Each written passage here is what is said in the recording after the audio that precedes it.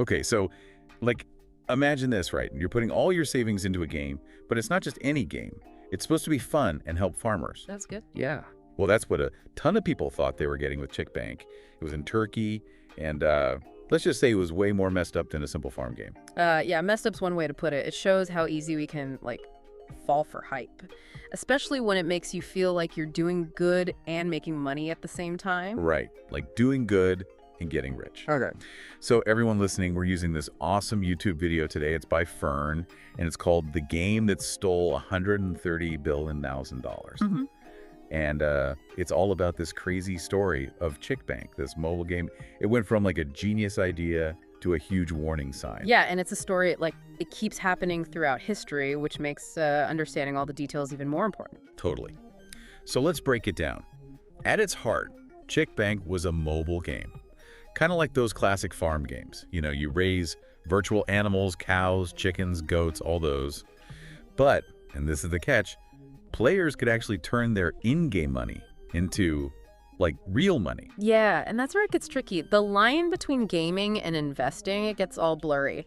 It wasn't just fun and games anymore. They made it sound like a real chance to make money while, you know, helping real farms in Turkey. They even had, like, real shops selling Chick Bank stuff. It was like they were building this whole Chick Bank world. Yeah, they were making it seem like you weren't just playing a game. You were, like, joining a movement or something. Really clever marketing, but super misleading, too. And that misleading part, it was intentional. Think about what was happening in Turkey back then. The farms were struggling, and this idea of helping them out, you know, through a cool mobile game, it really clicked with people. Plus, you know, everyone wants to get rich while doing good.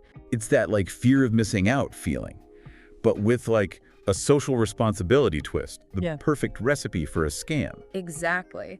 And that brings us to the guy behind it all, Mehmet Aydın. The video makes him sound like, not your typical entrepreneur. He dropped out of school, was a waiter, even tried to be a rapper. But somehow he teamed up with a game designer and turned this crazy idea into, like, a huge thing. It's wild, right? How he got people to believe him. Investors, even celebrities. What do you think was his secret? I think it was a bunch of things. He had charisma, you know, he acted like a successful businessman, and he knew how to tap into people's hopes and fears about money. Plus, you gotta admit, he had a good story. People love that idea of helping farmers. And Aydın, he was like a master storyteller. And, you know, the story had some real success to back it up, at least at the beginning. The video says they had 50,000 players in just 8 months. And they even got this famous Turkish actor, Metin Zakolu, to do ads for them. Yeah, all that fast growth and celebrity stuff, it made it seem legit, you know? It made it harder for people to see the warning signs, even though they were totally there. So even back then, when Chick Bank was, like, blowing up, were there signs that things were shady? Oh yeah, totally. They were promising, like, crazy high returns. Almost too good to be true. And if you look closely, they were being really secretive about their moody stuff. Like hiding things from the people they were supposed to be helping. Exactly. And this one detail really stands out. They were using a shell company. Basically a fake company to hide their money stuff. And get this.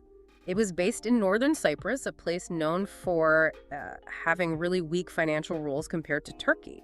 So they were using this idea of helping Turkish farms, but going through a system to, like, dodge Turkish rules? That's pretty gutsy, even for a scam. It is. It makes you wonder how many people didn't notice or, you know, just chose to ignore the red flags because that promise of easy money was just too tempting. Yeah, it shows how, like, we can get blinded by what we want, especially when it's mixed with, like, feel-good marketing. But, you know, like any scheme, the truth has to come out sometime. It always does. And for Chick Bank, it started with whispers that turned into shouts. Players started complaining. They weren't getting paid. Promises were broken. That's when the authorities in Turkey and, you know, the financial folks, they finally started paying attention. And I'm guessing that's when things went south for Mehmet Aydın. It was the beginning of the end for his whole plan. As things got worse, you know, the investigations and all that, Aydın decided to disappear, just vanished from Turkey, fled to Uruguay, leaving behind a mess of broken promises and people wondering where their money went. So this guy, Aydın, takes off to Uruguay while everything's falling apart back in Turkey. What happened to all the people who, you know, believed in him? It was rough. And we're not talking about, like, people losing some pocket change. The video, it tells stories about folks who put their whole life savings in. Some even took out loans because they really thought Chick Bank was the real deal. Man, that is just awful. Yeah. It's easy to get caught up in the, the big numbers, like millions of dollars gone. But it's like real people's lives got turned upside down by this. Yeah, absolutely. And it's not just the money. Imagine like the feeling of being tricked, the shame, the anger. It broke up families, friendships, and, made people not trust online stuff anymore. The video even said some people thought they were like helping their country, Right. getting the agriculture back on its feet. That feeling of betrayal, it must have been even worse. Yeah, it's like a double whammy, right? Not only did they lose their money, but it's like their good intentions got used against them. It just shows how these scams, they prey on people who want to do good. Yeah. That's why it's so important to be careful. Even when something like really speaks to your heart, it's easy to let your guard down when you believe in the cause. But that's exactly what scammers are counting on. Okay, so back to Aydin. He's living it up in Uruguay. Like he got away with it all, did he? Well, he sure tried. They actually show clips of him in Uruguay in the video. He's got a Ferrari, a yacht, flashing all that stolen cash. Thought he was untouchable. It's kind of infuriating to watch, knowing what he did to those people. But you know what they say? Justice has a way of catching up. It does. Interpol was after him. They had a red notice out for his arrest. It was just a matter of time. So how did they finally catch him? Did he mess up somehow?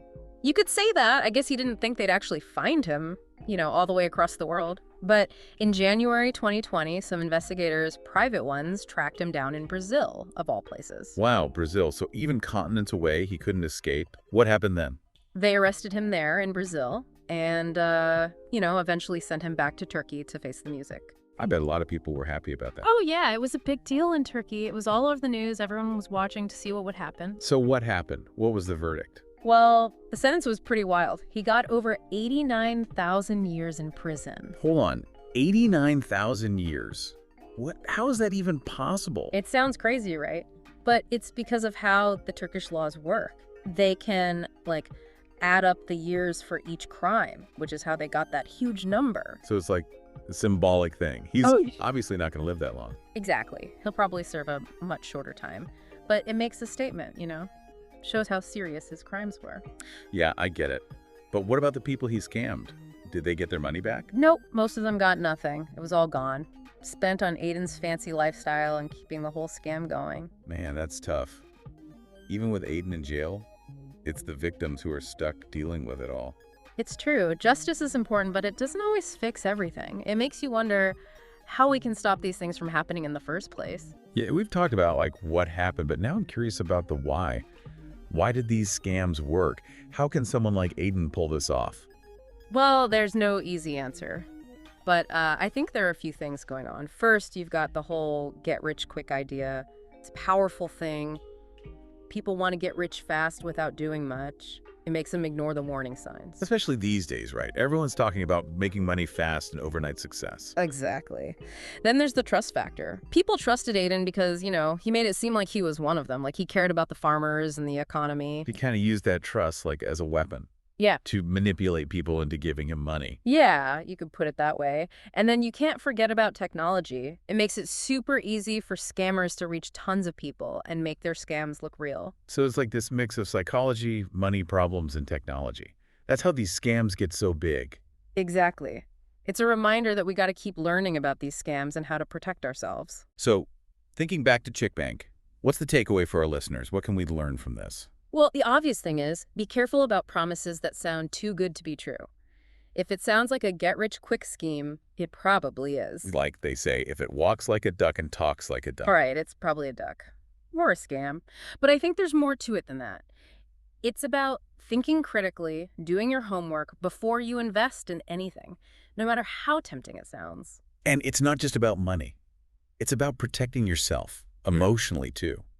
Your trust in people, your belief that people can actually do good in the world. That's a really important point. These scams, they don't just steal money, they steal hope. So how do we avoid falling for these traps? What can our listeners do to stay safe? It starts with knowing how these scams work, what tricks they use, how they play on your psychology. Like they say, knowledge is power. You got it. Then it's about being a little suspicious. Question everything. Don't be afraid to ask for proof, to see how things really work. and walk away if something feels wrong. And it's okay to say no. You don't have to jump on every opportunity, especially if it feels pushy or makes you uncomfortable. That's right. Trust your gut. So we've talked about being careful, being skeptical, Yeah. but what can listeners do to, like, check things out before they invest? Oh, yeah, for sure. There are resources out there that can help you figure out if an investment is legit. You can check with financial regulators, the government agencies that oversee this stuff. You can look up the people involved, see if they have a good track record, and check for independent reviews, people who aren't connected to the investment. And don't forget about Google. You'd be surprised what you can find just by searching online. True. Information is key when it comes to fighting scams. The more you know, the better you can protect yourself. Okay, so we've talked about Chick Bank, the psychology of scams, and ways to stay safe. But before we wrap up, I want to go back to something you said about these scams stealing hope. Yeah, it's a sad part of it all. People often invest because they believe in something better, a chance to make a positive impact. And when that belief is shattered, it can be really hard to get it back. So how do we hold on to hope in a world where scams seem to be everywhere? It's tough, but I think it starts with remembering that, for every scammer, there are a ton of people and groups actually doing good in the world. So it's about focusing on the positive, on the people making a difference, and supporting them. Exactly. And realizing that real change usually takes time and work. It's not about getting rich fast. It's about building something that matters and that will last. And I think that's a great message to end on. Even with all the deception and greed out there, there's still reason to be hopeful, to believe in good intentions and working together. I agree. The Chick Bank story is a warning, but it also shows that we can learn from these mistakes, become stronger, and keep working towards a better future. Well said. And on that note, I think we'll wrap up this deep dive. To our listeners, thanks for joining us on this journey. Remember, knowledge is power, and thinking critically is the best way to protect yourself from scams. Until next time, stay curious, stay informed, and, as always, happy deep diving. Yeah, it's easy to get, bummed out after hearing about stuff like Chick Bank, especially when you realize how many scams are out there. But I think, there are good ways to support stuff you care about, like sustainable farming without getting tricked. Oh, absolutely. There are so many amazing groups and projects out there doing real work in agriculture, working with farmers and making things more sustainable. And the good thing is they're, transparent and accountable. You know what they're doing with your money. That's what you want to look for. Yeah, transparency is huge. If a group doesn't want to tell you about their work or how they spend money, that's a bad sign. Totally. Legitimate organizations, they'll be upfront about how they use their resources and what kind of impact they're having. So, any advice for our listeners on finding these, trustworthy organizations? Where should they start? Well, you can always start with, a little online research. Look for groups with a solid history, good reviews, and a clear mission. You can also check out websites like Charity Navigator or GuideStar. They give you independent ratings of nonprofits. Those are great resources. And hey, don't forget about local stuff too. Sometimes the best work is happening right where you live. You're so right. Farmers markets, community gardens, local food co-ops, those are great ways to actually meet the farmers and support sustainable agriculture in your area. So it's about being proactive, doing your homework, and choosing to support groups that, match your values and do things the right way. And remembering that real change, it takes time and work. There's no quick fix. It's about being part of something bigger, working towards a better future. That's a perfect way to put it. So even though the Chick Bank story is kind of heavy, it also reminds us that we can make a difference by learning from these mistakes and supporting the people who are trying to make the world a better place. I couldn't agree more. It's about, taking that energy, that desire to do good, and putting it into something positive and real. Well said. And on that note, we're going to wrap up this deep dive. Thanks everyone for listening and joining us on this journey into the world of Chick Bank. And, the bigger conversation about scams, sustainable farming, and making smart choices. We hope this deep dive gave you some insights and, well, maybe even a little bit of hope. Until next time, stay curious, stay informed, and as always, happy deep diving.